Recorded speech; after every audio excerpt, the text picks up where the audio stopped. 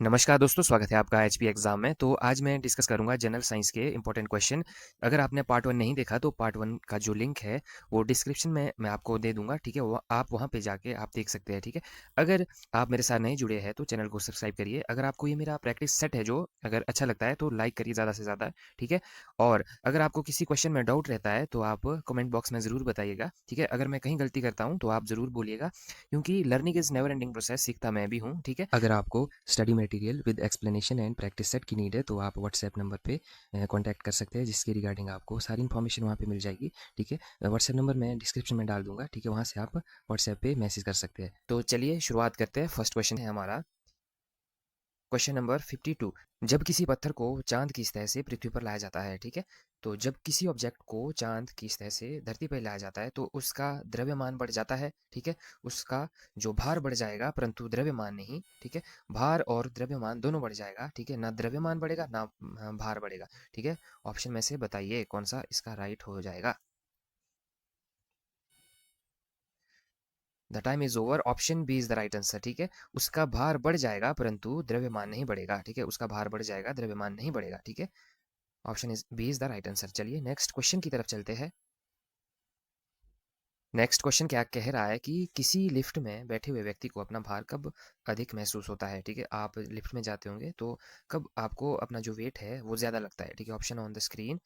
जब लिफ्ट त्वरण गति से नीचे आ रही होती है, ठीक है। त्वरण मीन्स एक्सेलेरेशन, ठीक है। जब लिफ्ट एक्सेलेरेशन के साथ ऊपर जा रही होती है एंड समान वेग से नीचे आ रही होती है, समान वेग से ऊपर जा रही होती है। ऑप्शन आपके सामने है, क्या होगा इसका आंसर। कब आपको वेट ज्यादा लगता है, तो इसका राइट आंसर हो जाएगा ऑप्शन नंबर बी, ठीक है। ऑप्शन नंबर बी है हमारे पास, जब लिफ्ट एक्सेलेरेशन के साथ ऊपर जा रही होती है, ठीक है। जब देखना आप, जब आप लिफ्ट में जाते हैं, जो लिफ्ट है ऊपर की ओर जाती है तो आपको वेट क्या होता है, ज्यादा लगता है, ठीक है, ज्यादा महसूस होता है। चलिए नेक्स्ट क्वेश्चन की तरफ चलते हैं। नेक्स्ट क्वेश्चन क्या कह रहा है कि एक लिफ्ट में किसी व्यक्ति का जो प्रकट भार वास्तविक भार से कम होता है, ठीक है। अब कम कब लगता है आपको, जब आप लिफ्ट में बैठते हैं वेट कब कब लगता है। ऑप्शन है एक्सेलेरेशन के साथ अपवर्ड, ठीक है, ऊपर जा रही होती है, ठीक है। एंड त्वरण के साथ नीचे आ रही होती है, downward downward with the acceleration. समान गति के साथ ऊपर या समान गति से नीचे। ऑप्शन ऑन द स्क्रीन, बताइए इसका आंसर क्या होगा। राइट आंसर है ऑप्शन नंबर बी, ठीक है। Downward with acceleration. जब लिफ्ट नीचे आ रही होती है तो हमें वेट महसूस होता ही नहीं है, ठीक है। देखा होगा जब नीचे लास्ट में रुकती है, ठीक है, तब हमें लगता है कि हमारा वेट है ना। चलिए नेक्स्ट क्वेश्चन की तरफ चलते हैं। नेक्स्ट क्वेश्चन है, पृथ्वी के गुरुत्वाकर्षण का कितना भाग चंद्रमा के गुरुत्वाकर्षण के बराबर होता है। What fraction on of earth gravity is moon gravity. Option on the screen. Right answer is option number C, ठीक है। सी क्या कह रहा है कि 1/6, ठीक है, बटे 6 भाग। चलिए नेक्स्ट क्वेश्चन है हमारे पास, लोलक का जो कालावधि यानी कि time period, the time period of a pendulum depends on, ठीक है, किस पे उसका टाइम डिपेंड करता है। उसके मास पे है, उसकी लेंथ पे, उसके टाइम पे, उसके टेम्परेचर पे। चूज करिए, गैस करिए, क्या हो सकता है इसका आंसर, ठीक है। Option B is the right answer, ठीक है। ऑप्शन बी इसका सही हो जाएगा, ठीक है। Option B is the right answer, on length, उसकी लंबाई पे। चलिए नेक्स्ट सवाल की तरफ चलते हैं। नेक्स्ट क्वेश्चन हमारे पास क्या है कि जो पेंडुलम है, पेंडुलम घड़ी गर्मियों में क्यों सुस्त हो जाती है, ठीक है। Why does the pendulum clock became slow in summer. Option on the screen, ठीक है, बताए। गर्मियों के दिन जो लंबे होने के कारण, ठीक है, कुंडली में घर्षण के कारण लोलक की लंबाई बढ़ जाती है, ठीक है, उसकी लेंथ बढ़ जाती है, जिससे इकाई दोलन में लगा समय बढ़ जाता है, ठीक है। इंक्रीज द टाइम पीरियड, ठीक है। लास्ट वन इज, गर्मी में लोलक का भार बढ़ जाता है, weight on of pendulum increase. बताइए इसका आंसर क्या हो सकता है। तो इसका right answer option number C, ठीक है। ऑप्शन नंबर सी क्या कह रहा है कि जो पेंडुलम की जो लेंथ है वो इंक्रीज हो जाती है, ठीक है। नेक्स्ट सवाल है हमारे पास, जो the ratio of lateral strain to longitudinal strain is called, ठीक है। पार्श्व विकृति तथा अनुदैर्ध्य विकृति के अनुपात को क्या कहते हैं। ऑप्शन आपके सामने है, बताइए राइट आंसर, बताइए। राइट आंसर हो जाएगा ऑप्शन नंबर ए, ठीक है। ऑप्शन नंबर ए है पॉइजन रेशो, उससे क्या कहते हैं, Poisson ratio. Option A is the right answer. चलिए नेक्स्ट क्वेश्चन की तरफ चलते हैं। नेक्स्ट है, raindrops are spherically because of. वर्षा की जो बूंद है वो गोलाकार होती है, क्यों होती है। Due to surface tension, atmospheric friction, earth earth gravity या विस्कोसिटी ऑफ रेन वाटर। बताइए इसमें से जो इसका आंसर क्या होगा। तो right answer is option number A, due to surface tension. ठीक है, जो सतही तनाव के कारण जो बूंद है वो क्या होती है, गोल होती है। ठीक है, चलिए now we go for the next question. Next है, तेल की बत्ती से तेल डैश के कारण ऊपर उठता है, बताए हमें किस कारण से ऊपर उठता है। ऑप्शन है air gap, capillary action, low viscosity of oil, gravitational force. Right answer is option number B. ठीक है, कैपिलरीज एक्शन। ठीक है, याद रखना है कोशिका क्रिया। ठीक है, जो तेल है वो कैपिलरीज एक्शन के कारण ऊपर उठता है। चलिए नेक्स्ट क्वेश्चन की तरफ चलते हैं। नेक्स्ट क्वेश्चन है हमारे पास, क्वेश्चन नंबर 62 क्या कह रहा है कि the unit of viscosity is. ठीक है, विस्कोसिटी की जो यूनिट है वो क्या है। ठीक है, पास्कल है, पास्कल सेकंड है, पास्कल है, या नन ऑफ दीज। बताए ऑप्शन नंबर कौन सा जो राइट हो जाएगा।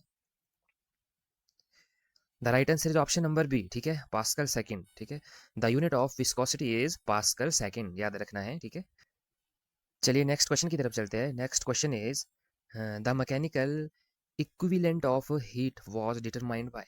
बताए उष्णता का यांत्रिक तुल्यांक ज्ञात किया है। ऑप्शन ऑन द स्क्रीन, किसके द्वारा, आर्किमिडीज, जूल, रदरफोर्ड, या नन। इसमें से कोई नहीं। The mechanical equivalent of heat was determined by, the right answer is option number B. ठीक है, Joule. Option number B is the right answer. Now we go for the next question. Next है 64। ठीक है, महान वैज्ञानिक Archimedes संबंधित थे। The great scientist Archimedes was related to, option on the screen, Britain, Germany, Sicily, या रोम। The right answer option number C. ठीक है, वो थे हमारे सिसिली से संबंधित। चलिए नेक्स्ट क्वेश्चन की तरफ चलते हैं। नेक्स्ट सवाल है हमारे पास 65। Sound waves are. ठीक है, जो ध्वनि तरंगों की प्रकृति कैसी होती है। Option on the screen, transverse, longitudinal, irregular, या electromagnetic.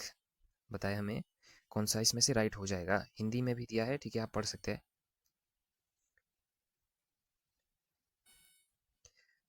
The right answer option number B. ठीक है, लॉन्गिट्यूडनल, जो sound waves are longitudinal. Option B is the right answer.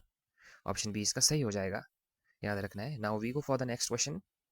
अपने वजन का पता करने में असहायता की पहचान के लिए विमान चालक निम्नलिखित में से किन यंत्रों का उपयोग करते हैं। Pilot use which instrument to detect weightlessness. Right answer कौन सा होगा, differential wave, electromagnetic wave, ultrasonic wave, या ratio wave. Right answer option number B. ठीक है, अल्ट्रासोनिक वेव।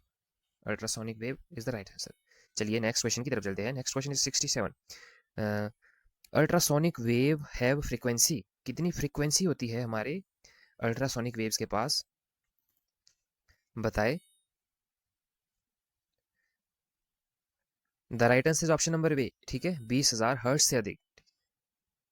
ऑप्शन नंबर इसका सही हो जाएगा, 20,000 हर्ट्ज से अधिक फ्रीक्वेंसी। चलिए नेक्स्ट क्वेश्चन की तरफ चलते हैं। नेक्स्ट सवाल है हमारे पास, साउंड वेव आर। ठीक है, जो ध्वनि तरंगे है वो बाउंडेड है। ठीक है, डायरेक्शनल है, partially bound and directional. Last one is some time bound and some time directional. Choose करिए, इसका आंसर क्या हो सकता है। The right answer option number B. ठीक है, डायरेक्शनल होती है, जो साउंड वेव है वो डायरेक्शनल होती है। ऑप्शन बी इसका सही हो जाएगा। चलिए now we go for the next question. Next question are जो frequency range of audible sound is. Option on the screen, the right answer option number A. ठीक है, ऑप्शन नंबर ए क्या है, 20 हर्ट्ज से 20,000 हर्ट्ज तक। ठीक है, option A is the right answer. चलिए नेक्स्ट क्वेश्चन है 70। वायु में ध्वनि की जो चाल है 332 यानी कि 332 मीटर प्रति सेकंड होती है। यदि वायु का घनत्व दुगना कर दिया जाए तो ध्वनि की चाल होगी। Speed of sound in air is 332 metre per second. If air density is double the speed will be. Option on the screen. बताए 664, 332, 166, या 100 metre per second. Option number 20 का सही हो जाएगा। ठीक है, उतनी ही रहेगी। ठीक है, 332 मीटर पर सेकेंड। चलिए नेक्स्ट सवाल की तरफ चलते हैं। नेक्स्ट क्वेश्चन है 71। ध्वनि की चाल अधिकतम होती है। Speed of a sound is maximum is air, vacuum, water, या स्टील। किसमें सबसे ज़्यादा जो साउंड होती है, ठीक है, उसकी स्पीड होती है। Option on the screen, choose करिए। The right answer option number D. ठीक है, स्टील में। स्टील में speed of sound is maximum, ठीक है, ऑप्शन डी इसका सही हो जाएगा। चलिए नेक्स्ट क्वेश्चन की तरफ चलते हैं। Next question is 72। वायु में ध्वनि का वेग लगभग approximately speed of sound in air is, option on the screen बताए। The right is option number A, ठीक है, 332 metre per second, option A इसका सही हो जाएगा। चलिए नेक्स्ट क्वेश्चन की तरफ चलते हैं। नेक्स्ट सवाल है 73। 100 डेसिबल का जो शोर है, जो स्तर है, निम्न में से किसके समान होता है? Option on the screen. चलिए बताइए इसका आंसर क्या होगा। Right answer option number C, ठीक है, ऑप्शन नंबर सी है गर्जन के जो शोर, गुल की आवाज, यानी कि roaring thunder sound, option C इसका सही हो जाएगा। चलिए नेक्स्ट क्वेश्चन की तरफ चलते हैं। नेक्स्ट सवाल है, यदि सितार और बांसुरी पर एक ही स्वर बजाया जाए तो उनसे जो उत्पन्न ध्वनि है उसका जो भेद है निम्नलिखित के अंतर के कारण किया जा सकता है। If the same note is played on sitar and flute, the difference in sound is due to, option on the screen बताए। Pitch, loudness and quality, only pitch and loudness, only loudness या only quality.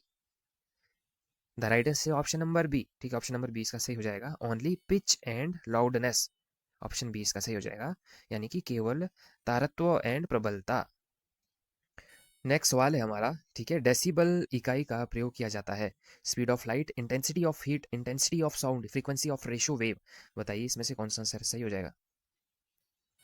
The right answer is option number C, ठीक है, option number सी क्या है, ध्वनि की तीव्रता, यानी कि इंटेंसिटी ऑफ साउंड, ठीक है, डेसिबली इकाई का प्रयोग किया जाता है, decibel used to measure intensity of sound, ठीक है। चलिए नेक्स्ट क्वेश्चन है हमारा। नेक्स्ट सवाल है, echo is produced due to which phenomenon of sound, ठीक है, ध्वनि तरंग किसके कारण प्रतिध्वनि उत्पन्न करती है, option on the screen. Refraction, diffraction, flexion या इनमें से कोई नहीं। तो राइट आंसर हो जाएगा ऑप्शन नंबर सी, ठीक है, सी क्या है, reflection, reflection is the right answer. Now we go for the next question. बहुत इंपॉर्टेंट क्वेश्चन है। सोनार अधिकांश प्रयोग में लाया जाता है, sonar is mainly use to, option है आपके सामने बताए। एस्ट्रोनॉट्स यूज करते हैं, डॉक्टर यूज करते हैं, इंजीनियर यूज करते हैं, फिशरमैन यूज करते हैं। तो right answer option number D, ठीक है, ऑप्शन नंबर डी क्या कह रहा है कि फिशरमैन यूज करते हैं सोनार का। एंड और सोनार की जो फुल फॉर्म क्या है वो कमेंट बॉक्स में बताइए अगर आपको आती है, ठीक है। So now we go for the next question. Next सवाल है, किसी ध्वनि स्रोत की आवृत्ति में होने वाले उतार चढ़ाव को क्या कहते हैं, option on the screen. The variation in frequency of a sound source is called, बताइए। रमन इफेक्ट, डॉपर इफेक्ट, क्रोटन प्रभाव, प्रकाश विद्युत प्रभाव, फोटो इलेक्ट्रिक इफेक्ट, बताए। The right is option number B, ठीक है, डॉपलर इफेक्ट, उसे डॉपलर इफेक्ट कहते हैं। The variation of frequency of a sound source is called Doppler effect. चलिए नेक्स्ट क्वेश्चन की तरफ चलते हैं। नेक्स्ट सवाल है, पास आती हुई जो रेलगाड़ी की सीटी की आवृत्ति या तीव्रता बढ़ती जाती है, ठीक है, यह किस परिघटना के कारण होता है। The frequency of the whistle of a approaching train increase due to, option on the screen. Big bang theory, Doppler effect, Charles law या Archimedes principle. Right answer option number B, ठीक है, डॉपर इफेक्ट के कारण ऐसा होता है, ठीक है, ऑप्शन बी इसका सही हो जाएगा। Now we go for the next question. Next सवाल है 81। केल्विन मान से मानव शरीर का जो सामान्यतः ताप है क्या होता है, normal temperature of a human body is kelvin scale is, option on the screen. आपने केल्विन में बताना है ना, केल्विन में कितना रहता है, ऑप्शन इसका राइट हो जाएगा डी, ठीक है, 310 केल्विन है ना। चलिए नेक्स्ट क्वेश्चन की तरफ चलते हैं। नेक्स्ट सवाल है टेम्परेचर से रिलेटेड है, कितना तापमान होने पर सेल्सियस और फारेनहाइट तापमान समान होते हैं। At what temperature are Celsius and Fahrenheit equal, option on screen, बताए। बहुत इंपॉर्टेंट क्वेश्चन है, कई बार देखने को भी मिले हैं एग्जाम में, प्रीवियस ईयर के कुछ क्वेश्चन है। तो इसका right answer option number A, ठीक है, -40, -40 पे जो टेम्परेचर है वो इक्वल हो जाता है किसमें, सेल्सियस एंड फारेनहाइट। चलिए नेक्स्ट क्वेश्चन है, नेक्स्ट क्वेश्चन की तरफ चलते हैं। Next 83। The minimum possible temperature is, न्यूनतम संभव ताप है, ऑप्शन ऑन द स्क्रीन। बताइए इसमें से कौन सा आंसर राइट हो जाएगा, चूज करिए, शाबाश, very good. The right is option number A, ठीक है, -273 डिग्री सेल्सियस, ठीक है। The minimum possible temperature is -273 degree Celsius, option A इसका सही हो जाएगा। चलिए now we go for the next question. Next question है कि किसी मनुष्य के शरीर का तापमान तापक्रम होता है normal temperature of the human bodies. अब बताइए इसमें से जो नॉर्मल टेम्परेचर है वो क्या है।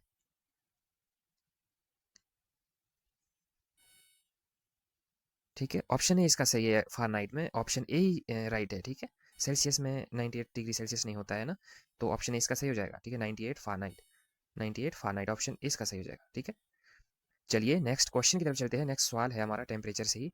एक स्वस्थ मनुष्यों के शरीर का ताप होता है, body temperature of a healthy human is, option on the screen, 37 degree Celsius, 37 Fahrenheit, 98.4 degree Celsius या 98.4 केल्विन। तो अभी मैंने बताया फ़ारेनहाइट में क्या होता है 90, अभी मैंने बताया था ऊपर, ठीक है, 98, ठीक है, 98। एंड जो डिग्री में 37 इसका सही हो जाएगा यहाँ पे, है ना, 37 degree Celsius. Now we go for the next question. ठंड के दिनों में लोहे का टुकड़ा लकड़ी के टुकड़े सॉरी गुटके की तुलना में अधिक ठंडा लगता है, क्योंकि the winter and iron block feels colder than a wooden block because, लकड़ी का जो लोहे का जो ताप है वो कम होता है। लोहा ऊष्मा का अच्छा चालक है, लोहा ऊष्मा का खराब चालक है, लोहा भारी होता है। इसका आंसर क्या होगा, क्या हो सकता है आपके हिसाब से। तो राइट है ऑप्शन नंबर बी, ठीक है, जो लोहा है वो ऊष्मा का अच्छा चालक है। Iron is a good conductor of heat, ठीक है, तब ऐसा होता है। ठीक है, चलिए नेक्स्ट सवाल की तरफ चलते हैं। नेक्स्ट सवाल है, heat transfer by molecular motion is called, ठीक है, आणविक संचलन द्वारा ऊष्मा का संचरण क्या कहलाता है। कंडक्शन, कन्वेक्शन, रेडिएशन या scattering. The right answer option number A, ठीक है, कंडक्शन कहलाता है ना, conduction. Heat transfer by molecules motion is called conduction, important है, ठीक है, याद कर लो इसको, ठीक है। चलिए नेक्स्ट क्वेश्चन की तरफ चलते हैं। नेक्स्ट है, which of the following liquid is the best conductor of heat, option on the screen, क्या है, पारा, पानी, ईथर या बेंजीन।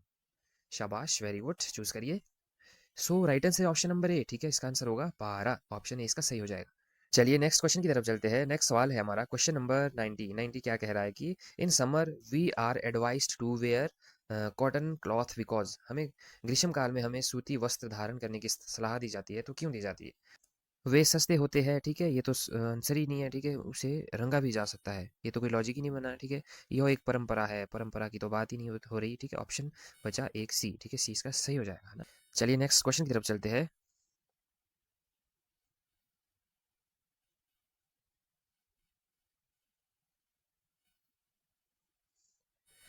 नेक्स्ट सवाल है 92, ठीक है। तेज हवा वाली रात में ओस नहीं बनती है, क्योंकि, क्यों नहीं बनती, dew does not from a wind night because rate of evaporation is high, moisture is moisture in air is less, temperature remains high, sky is not clear. बताए। Right is option number B, ठीक है, moisture is air is less, ठीक है, हवा में जो नमी कम होती है। चलिए नेक्स्ट सवाल की तरफ चलते हैं। नेक्स्ट क्वेश्चन क्या कह रहा है, ठोस पदार्थ से द्रव वाष्प बनने की प्रक्रिया को कहते हैं, क्या कहते हैं, the process of converting a solid directly into vapour is called, option on the screen, बताइए इसमें से क्या होगा, गेस करिए, वेरी गुड। तो right answer option number B, ठीक है, सब्लिमेशन, ठीक है, सब्लिमेशन हो जाएगा, sublimation is the right answer, ठीक है। चलिए नेक्स्ट क्वेश्चन की तरफ चलते हैं। नेक्स्ट है 94। 94 क्या कह रहा है कि हम्म, मनुष्य जो आर्द्रता से परेशानी महसूस करता है, इसका निम्न में से उपयुक्त कारण क्या होता है। Humans feel discomfort in humidity because excess sweating, less sweating या sweat does not evaporate due to humidity. And last one is none of the above. इसका right answer option number C, ठीक है, सी क्या कह रहा है, sweat not evaporate due to humidity, ठीक है, सी इसका सही हो जाएगा।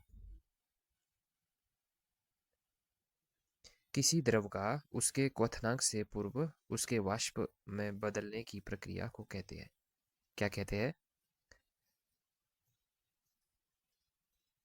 राइट आंसर हो जाएगा ऑप्शन नंबर ए, ठीक है, vaporisation.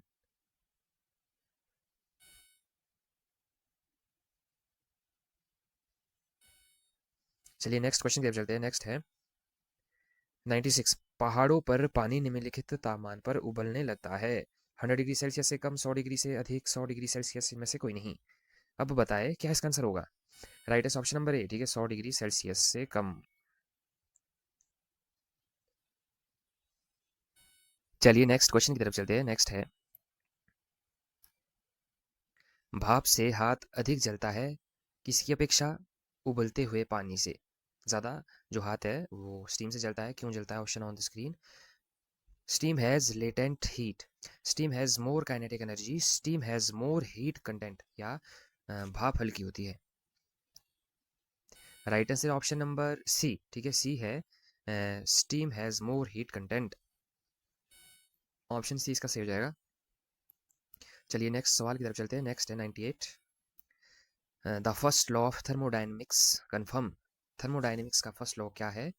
Conservation of energy, conservation of heat, conservation of work, and none of these. That is option number A, ठीक है, कंजर्वेशन ऑफ एनर्जी, ऊर्जा संरक्षण। ऑप्शन ए इसका सही हो जाएगा। सो नाउ नेक्स्ट क्वेश्चन की तरफ चलते हैं। प्रकाश तरंग किस प्रकार की तरंग है? Light wave is a type of. Option on the screen. Transverse wave, longitudinal wave, both या नन, ठीक है, यानी कि इनमें से कोई नहीं। वेरी गुड, चूज करिए। सो आंसर इसका हो जाएगा ऑप्शन नंबर ए, ठीक है, ऑप्शन नंबर ए क्या कह रहा है? ट्रांसवर्स वेव, ठीक है, light wave is a type of transverse wave, ठीक है। So now we go for the last question of this video. क्या कहता है कि nature of light radiation is, यानी कि प्रकाश विकिरण की प्रकृति होती है।